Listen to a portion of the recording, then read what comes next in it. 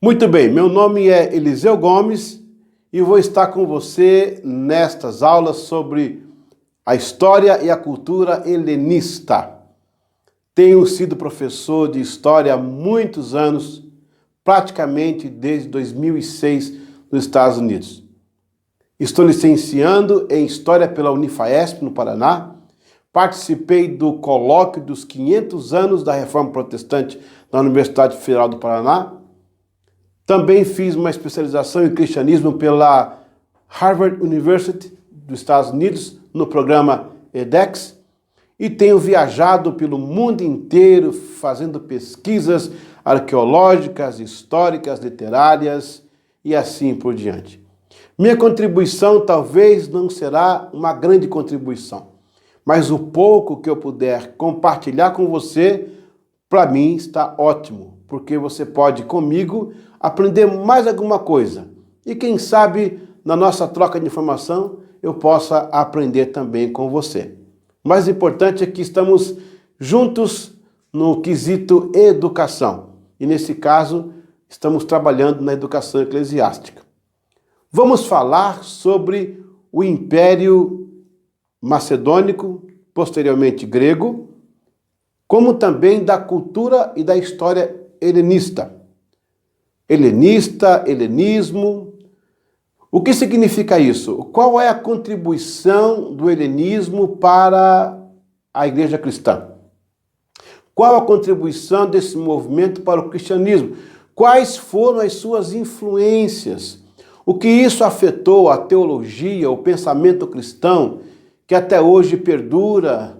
Se fala muito em grego, se vai ao grego, consulta-se o grego.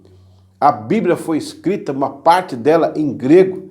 Foi tão importante que o Torá judaico ou hebreu foi traduzido para o grego e do grego para as línguas mais atuais hoje.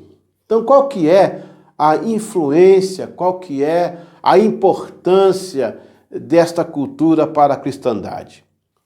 E tem mais, como o helenismo cooperou com a vinda de Cristo e com o estabelecimento da igreja. São assuntos que vamos abordar neste contexto cultural, para que você possa ter uma ciência maior do que nós chamamos de helenismo. Muito bem, o termo helenismo significa um movimento e um conjunto de situações, costumes, artes, ciência, literária, linguística, o que você imaginar.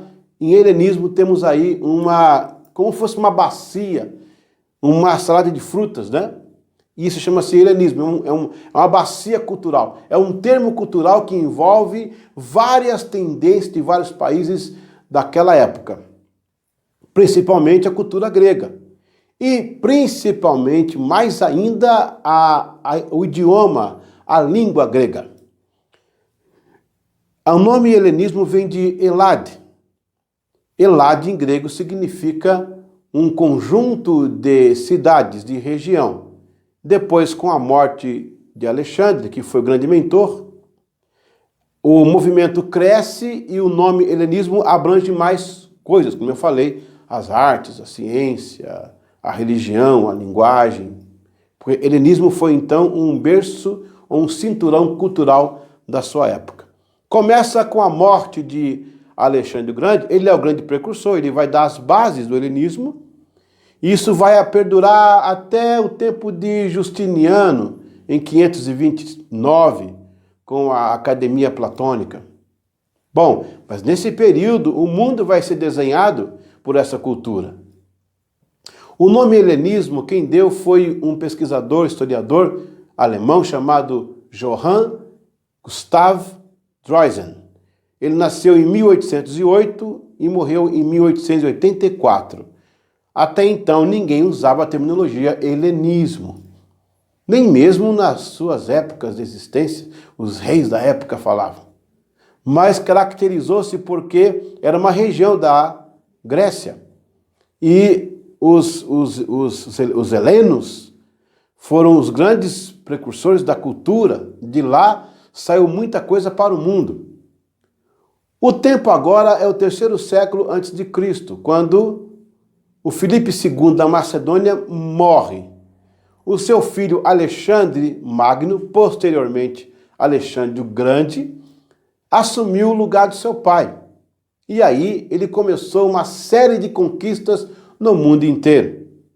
Conta a história que, às vezes, o Alexandre chorava porque não tinha mais o que conquistar, dado o seu potencial bélico e seu avanço pelas nações. Alexandre, um jovem guerreiro, jovem militar, ele coordenou campanhas de guerra por todo o mundo. Uma das grandes conquistas foi o Egito e outras partes mais do mundo.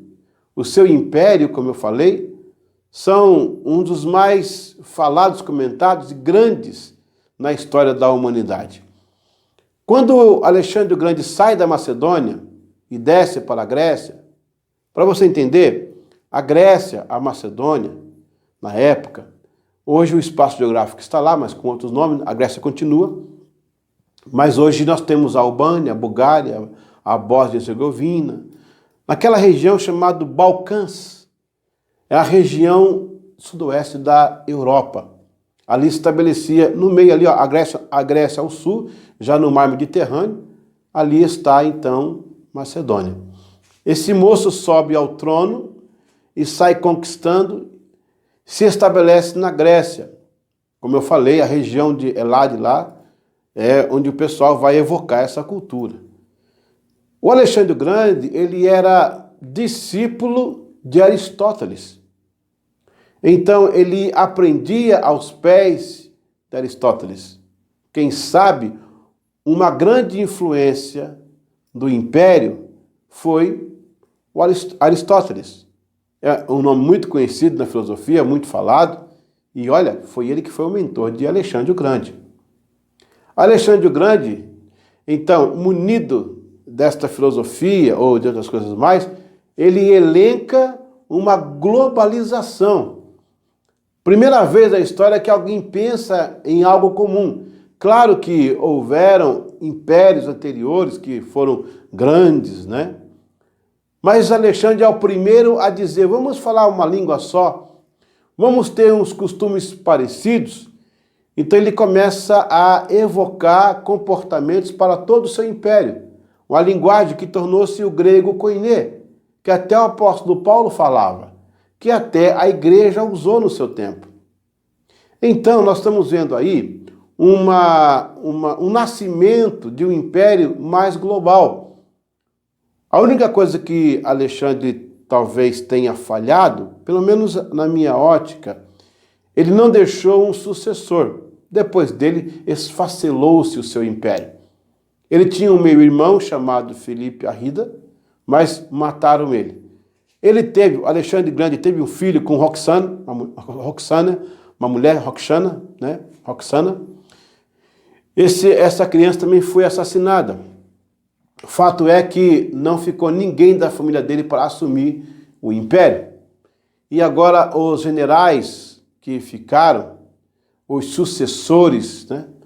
Eles dividiram o país, o império, em vários pedaços. Ficou parecendo uma minhoca partida, né? Quando você pega uma minhoca, coloca ela em várias partes, e corta em várias partes, cada parte fica viva. Então o império ficou assim, jogado na mão desses homens, e eles brigavam entre si.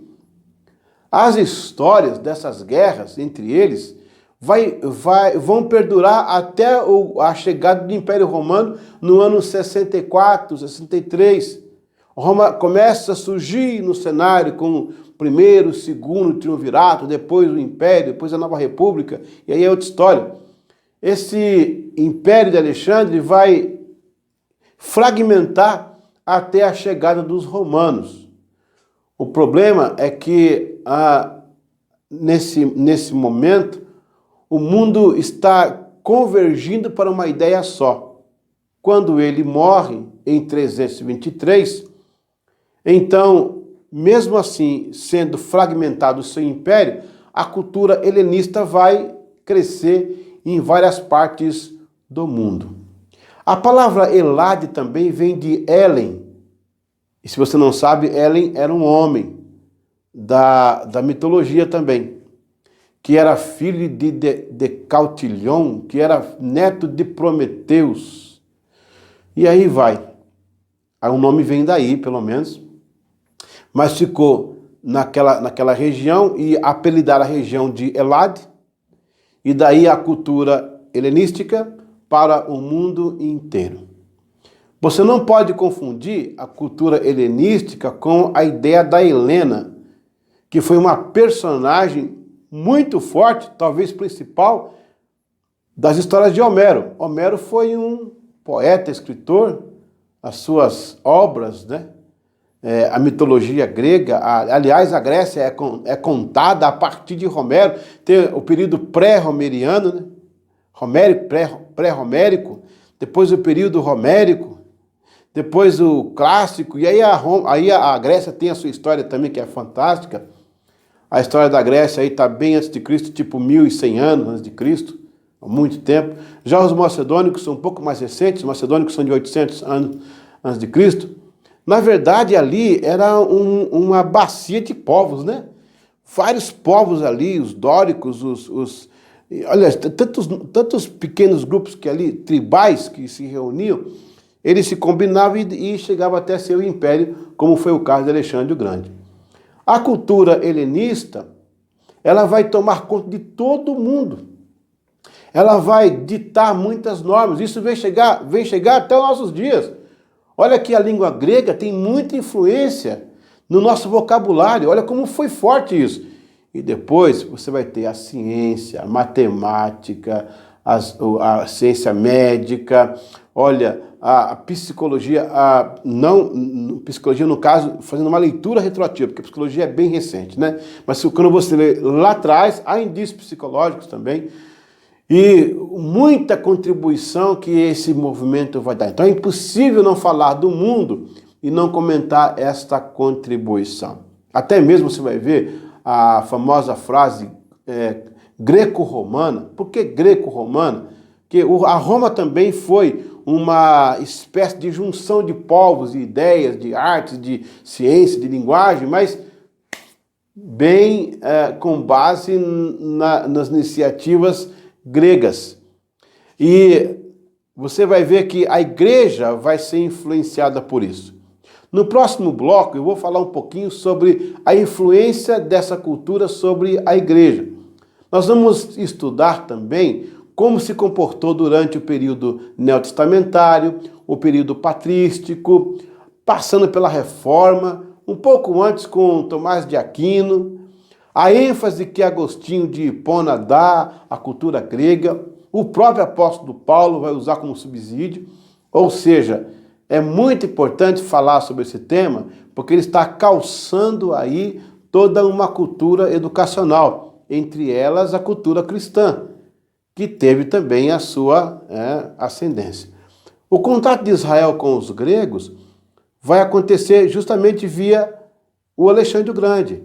Ele vai conquistar aquela região, ele vai derrubar os médios persas, né, em 3 batalhas, e depois ele conquista aquela região. Logicamente, Israel está na lista, porque Israel estava dominado pelos babilônicos, depois os médios persas, e agora, né, eu estou falando médio persa, eu falo de Dario, de Ciro, e agora o Alexandre conquista os persas. E aí Israel está naquela lista.